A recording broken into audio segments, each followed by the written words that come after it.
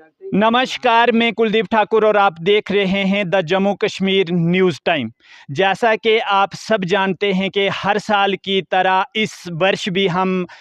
स्वर्गीय बंसी लाल कोस्तानी जी का जन्मदिन जो है और मूर्ति स्थापना दिवस हम पंचायत टोट साड़ी के टॉप शिखर बेस पथ में बनाते हैं। तो इस वर्ष भी हम जहां पर सारे इकट्ठे हुए हैं और इस वर्ष भी हम हर साल की तरह जो है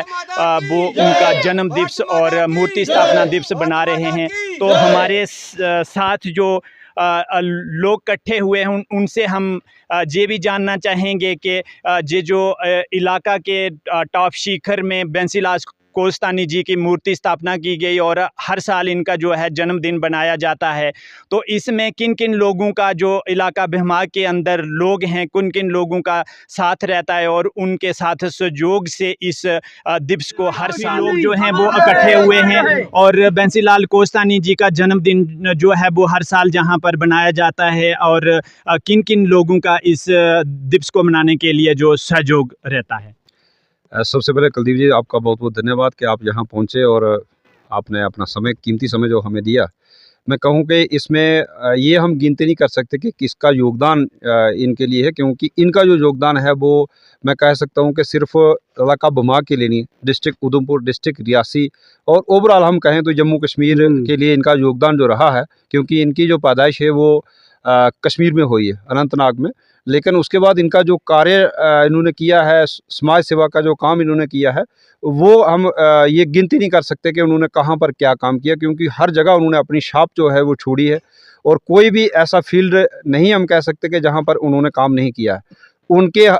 निशानदेही पे आज जो काम है वो हम अभी भी उसको कंप्लीट नहीं कर पा रहे। मुझे लगता है कि अभी और भी कई साल लगेंगे हमें वहाँ उनकी जो सोच थी उस जगह तक पहुँचने के लिए। तो ये मैं कह सकता हूँ कि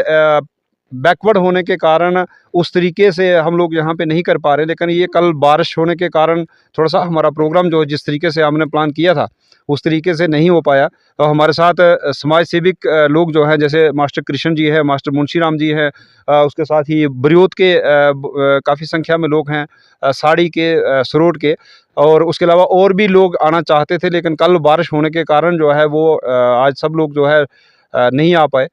तो इसलिए मैं ये कहूँगा कि ये हम सब के लिए एक बहुत शुभ अवसर है कि हमें एक मौका मिलता है और हम साल में एक दिन यहाँ इकट्ठे होते हैं और उन्होंने अपनी जीवन में जो भी कार्य किए हैं उनको हम याद करते हैं और हम कोशिश ये करते हैं कि हमारी आने वाली जनरेशन जो है उन तक उनके जो मैसेज हैं, उनके जो विचार थे, उन तक हम पहुँचा पाएँ। हमारा सबसे बड़ा फोकस इस बात का है। और आज हमारे सीनियर सिटीजन्स जो हैं, कृष्ण जी हैं, मुंशी राम जी हैं, इनका बहुत बड़ा योगदान है। अपने मास्टर विक्रम जी हैं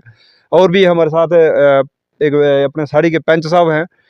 उसके अलावा और भी बहुत सारे, मैं सबके नाम नहीं ले पा रहा हूँ, इसलिए मैं माफ़ी चाहता हूँ क्योंकि टाइम ज़्यादा लगेगा। लेकिन जिस तरीके से